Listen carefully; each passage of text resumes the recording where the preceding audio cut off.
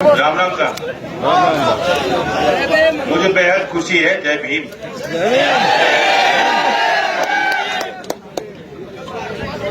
मुझे बेहद खुशी है इस बात को लेकर कि भारतीय समाज का ये जो दृश्य आपने बनाया है और ये अहमियत रखता है राजस्थान में, क्योंकि राजस्थान की ये परंपराएं रही हैं।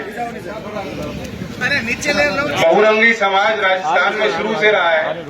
राजस्थान की पगड़ियां, राजस्थान के रंग, राजस्थान के प्यारे लोग, यहाँ का खाना, यहाँ की कल्चर सबको प्यारी लगती है। और ये समन्वय का कल्चर है, ये संगम है। उसी संगम का दृश्य जो सामाजिक समरसता, जो आदर्श बाबा साहब हमारे लिए बना के गए, जिसके निर्माण में चौधरी चरण सिंह जी का बड़ा योगदान रहा, उनकी विजन थी, वह संगम आपने यहां खड़ा किया। और आने वाले समय में एक बदलते भारत में जो समाज की बदलती तस्वीर बनेगी, जिसमें नौजवानों की बड़ी भूमिका होगी, उस सार्थक परिवर्तन को लाने में, उस सामाजिक क्रांति को एक असलियत में बनाने में, उसमें सामाजिक समरसता ही मूल आधार हो। बराबरी, हमें देश ने संविधान मिला है, हम सबको एक एक वोट मिली है, तो फिर हम बराबर हैं। ये हमारा हक है, हमारा अधिकार है, कोई छीन नहीं सकता। ये तो व्यवस्था का बोझ है कि अभी भी अमीर और गरीब में फर्क है, शहर और गांव में फर्क है।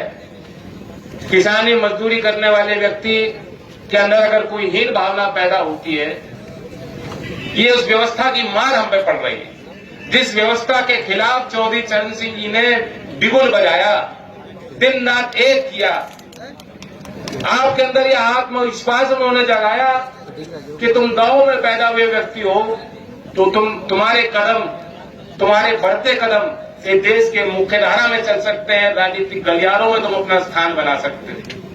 वही लड़ाई देश के आजादी के 75 साल बाद भी हम लोगों को लड़नी है। और हम प्रेरणा ले सकते हैं कि हमारे जो पूर्वजों ने किया है। आज राजस्थान के लिए बहुत अहम दिन है, क्योंकि महाराजा सूरजमल जी का बलिदान दिवस है। और ये वो क्षेत्र है जहां के बच्चे, जहां के नौजवान, जहां का युवा उसी तरह से, उसी अंदाज में, उसी जज्बे के साथ, उसी भावना के साथ देश की रक्षा के लिए खड़ा है और कुर्बानियां देता है। सीकर, झुंझुनू, राजस्थान, ये वो बेल्ट है जहां हर घर में आपको मिलिट्री में, पैरा में बच्चे मिल जाएंगे। हर गांव में आपको शहीद की मूर्ति मिल जाएगी। लेकिन शहीद की मूर्ति लगने पे कोई परिवार रुकता नहीं, अगली पीढ़ी और तैयार होती है। ऐसी प्रबल भावना हमने देखी है क्षेत्र में। लेकिन दुर्भाग्य है कि आज ऐसी सरकार आ गई जो इस भावना को समझ नहीं पाई। ऐसी सरकार आ गई जिसने पहला वार किया तो इस भावना पे किया। अग्निवीर योजना किसी ने नहीं मांगी। पसंद आ रही है आपको योजना? ये कोई योजना नहीं। कटौती करनी है तो 1000 योजना जिन पे कटौती होनी चाहिए। लूट है, भ्रष्टाचार जिन में हो रहा है, सबको पता है। धरातल पे कुछ नहीं है। सरकारी फाइलों के जाल में फंसा रखी है योजनाएं। कटौती करनी है, कैंची चलानी है तो मोदी जी वहां चलाते। लेकिन देश के नौजवानों को यह कहना कि भारतीय सेना में भी स्थायी नौकरी किसी को नहीं मिलेगी, भारतीय सैनिक को पेंशन देने के लिए हमारे पास पैसे नहीं है, लानत है ऐसी सरकार। ऐसी सरकारों को सत्ता से बाहर करना होगा। ऐसे लोगों को ठोकर मार के सत्ता से बाहर करना होगा। ये धकेलने का काम मैं और आप, चंद्रशेखर आजाद, लोकदल और आजाद समाज पार्टी और हमारे यूपी में सहयोगी दल हैं, हम लोग सब लोग मिलकर कोशिश करेंगे, जो विपक्षी पार्टियां हैं, कि हम लोग एकता बनाकर आपके लिए, और हमारी जो ताकत बनेगी, मेरा वादा है नौजवानों को। एक बड़ा सीन बना था कि जब एक कागज की तरह एक फाड़ दिया गया था, वो तो कंट्रोवर्सी हो गई थी। लेकिन मैं वादा कर रहा हूं कि हमारी सत्ता में इतनी भी अगर हैसियत होगी और ताकत होगी 2024 में आप बनाओगे तो पहला काम करेंगे कि अग्निवीर योजना को ऐसे फाड़ कर फेंकेंगे। और जो आज अग्निवीर बन गए, चिंता मत करना, आज तुम पे कब चिंता हो रही है, कब गाज गिरेगी, हम में से कौन रखे जाएंगे, किनको कहा जाएगा लौट जाओ, तुम्हारे लिए नौकरी नहीं है। जो जो अग्निवीर बन जाएंगे अब से लेकर 24 तक, उनकी भी नौकरी पक्की करेंगे। आज चौधरी चरण सिंह जी की जयंती है, हमें कुछ संकल्प लेना चाहिए। कोई लंबा चौड़ा भाषण नहीं करूंगा, 3 बात रखूंगा बस। पहली बात तो किसानों से जुड़ी हुई है। आज किसान की माली हालत अच्छी नहीं है और खेती भी महंगी होती जा रही है और पूंजी भी आप किस तरह जोड़ के लगाते हो ये भी आप जानते हो। एक वो दौर भी आपने देखा जब चौधरी अजीत सिंह जी को आपने ताकत दी थी और देश के पार्लियामेंट में खड़े होकर उन्होंने सवाल किया था कि एक तरफ बड़े शहरों में अगर कोई गाड़ी खरीदना चाहता है तो 6, 7, 8% पे उसको लोन मिल जाता है, लेकिन ट्रैक्टर का लोन 13-14% पे उस समय मिलता था। तो ये कैसी व्यवस्था है? खैर उसके बाद कुछ कदम लिए गए, केसीसी की व्यवस्था है। आज कहने को किसानों को बैंक और नाबार्ड के माध्यम से संस्थागत तरीके से जो कर्जा, जो पैसा, जो पूंजी जोड़ना चाहता है उसे दिया जा रहा है, लेकिन हम लोग कभी हिसाब नहीं लगा। पिछले 6 वर्षों में 11 लाख करोड़ से ज्यादा पैसा ये देश का बड़े लोगों का माफ किया गया, बट्टे खाते में डाल दिया। सरकार से कहो इनका पैसा, इनका लोन क्यों माफ किया? कह रहे माफ नहीं किया तो बट्टे खाते में डाल दिया। बट्टे खाते में डाल दिया, कितना मिलेगा उसमें से? कितना वसूल पाओगे? कितना वापस लौटेगा? ये देश के 50 ऐसे लोग हैं, कितने नाम हैं, नीरव मोदी, मेहुल चौकसी, बहुत से तो उसमें गुजराती होंगे। आप आकलन कीजिएगा, 50 लोग कितना पैसा खा गए, घटक गए, हजम कर गए।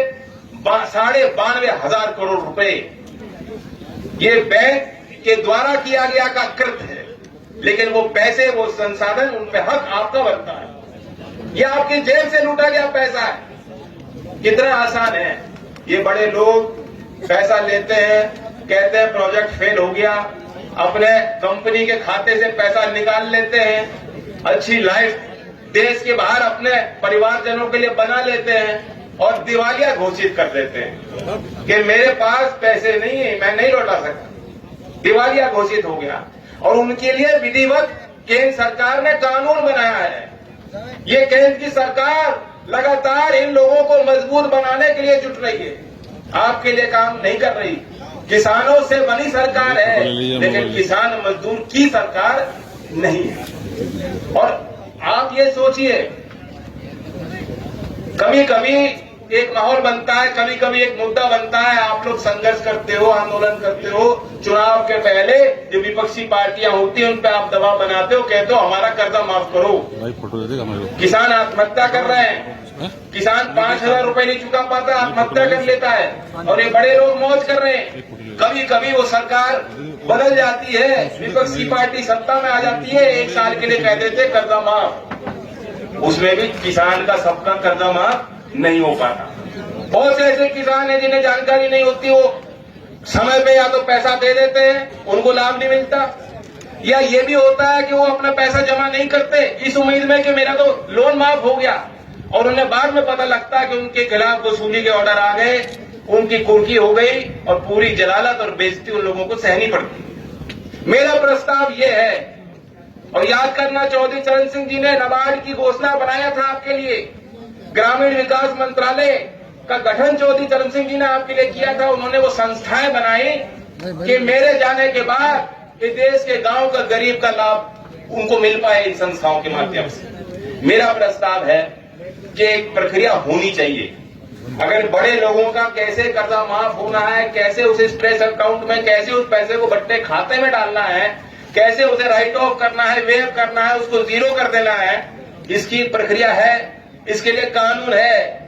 उसी तरह से इस देश के कमेरे वर्ग के लिए, देश के बुनकर के लिए देश के छोटे मझोले क्षेत्र में खेती कर रहे किसान के लिए भी जो 5,000 रुपए अगर नहीं चुका पा रहा, उसके लिए भी विधिवत प्रक्रिया होनी चाहिए, आयोग होना चाहिए कि उनका कर्जा माफ हो। ये नेता लोग उपकार नहीं कर रहे क्या हमने तुम्हारा कर्जा माफ कर दिया, अब तुम हमारे बंधुआ मजदूर बन गए। नहीं, ये हक है। सबसे कम एनपीए खेती में है, तब भी बैंक कर्जा नहीं देना चाहते किसानों को। तो इस आयोग की भूमिका, इस आयोग की जो पृष्ठभूमि है, मैंने आपको समझाई है और उसका मसौदा मैं अर्थशास्त्रियों के साथ बैठ के तैयार करूंगा, सदन में पेश करूंगा उसकी जानकारी, क्योंकि चौधरी साहब की स्मृति में आयोजन हो रहा है, किसानों के बीच में रखना चाहता था। दूसरी बात मैं नौजवानों की करूंगा। यहां कितने नौजवान हैं जो 25 साल से कम उम्र के हैं? हाथ खड़े करो। कितनी प्रतिभा है इनमें? चुनाव लड़ना चाहोगे?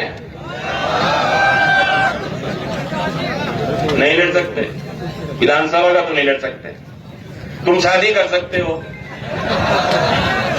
वो बात अलग है कि बड़े लोग आजकल कुंवारे रहते हैं।